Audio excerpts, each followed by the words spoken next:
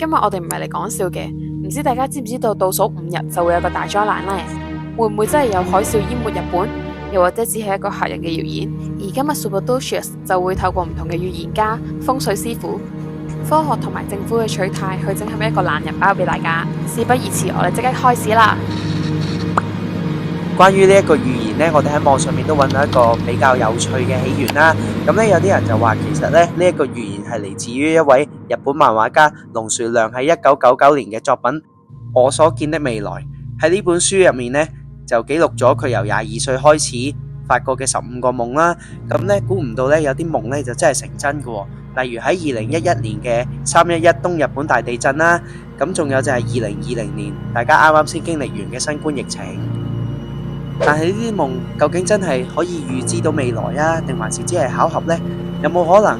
定還是其實呢個作家佢有一種預知嘅能力呢？又或者係一啲科幻嘅故事？大家不妨留言可以分享下你哋嘅諗法。不過呢，龍樹亮呢就喺呢本書度呢描述咗有好多一啲未來可能會發生嘅事啦，例如經濟危機啊、天災人禍，甚至乎係科技進步都有講嘅。咁而其中一頁嘅漫畫入面呢，亦都明確標示咗呢2025年7月5號大災難咁樣類似嘅可怕字眼啦。佢嘅夢境就顯示咗喺台灣、菲律賓同埋日本海域呢3個地帶呢，就會發生一場海底嘅爆炸啦，引發呢個毀滅性嘅海嘯。而日本呢，分分鐘會有1/3嘅國土就因為呢次嘅爆炸而消失。不過講咗咁多呢一本漫畫書，值得我哋留意嘅係，其實就係呢位作者龍樹亮佢喺6月嘅時候公開表示呢，其實呢啲預言呢就唔一定會發生嘅，甚至乎呢，有啲書中嘅內容呢都係被修改過嘅。究竟點解會有咁大嘅恐慌呢？定還是係啲人借住呢一本漫畫書故意去炒作呢？其實我哋都要記得去理性咁樣去分析。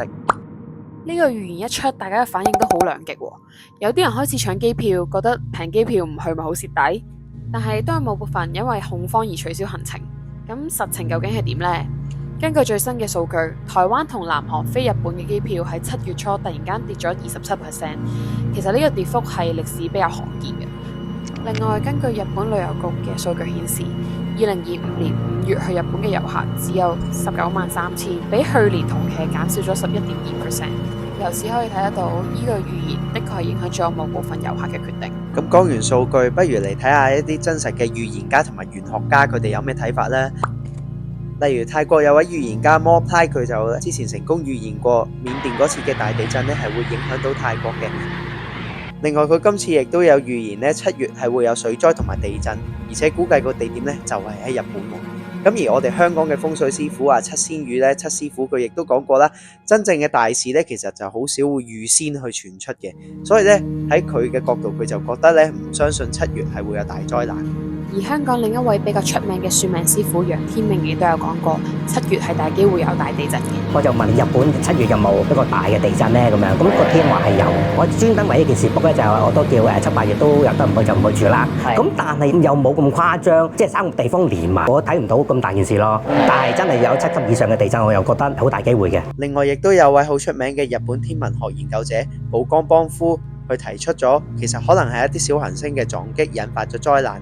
除咗天災之外呢，亦都有可能係人為嘅因素導致今次嘅災難。而站喺日本科學界嘅立場呢，其實佢哋都比較否認係會有呢個預言嘅出現嘅喎。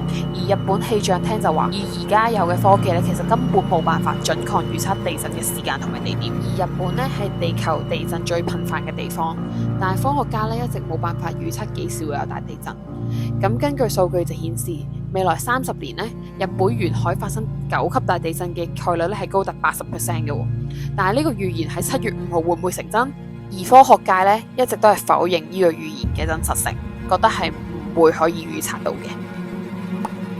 不過講咗咁耐，香港人咁中意去日本，就算呢個預言未必成真，我哋其實都可以做好準備。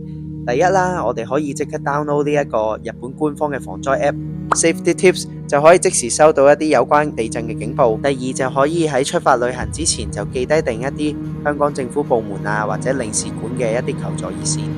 咁而最後呢，亦都喺入住酒店嘅時候就記得睇定一啲避難嘅路線圖啦。咁到真係發生災難嘅時候，都可以知道點樣逃生啊嘛。知道咁多位觀眾又有冇一啲防災嘅經驗呢？可以留言同我哋再分享㗎喎。咁防災咧就唔係等到災難嚟先去做嘅，要提前做好準備。咁即使係預言，只係傳聞啦，咁我哋都要冷靜面對，咁唔好盲目咁樣恐慌。而你哋7月又會唔會去旅行？comment 話俾我哋知啦。如果你中意今日呢條片，記得 CLS 我哋 Superdocious，同埋記得撳埋個鐘仔。我哋下條片再見，拜拜拜拜。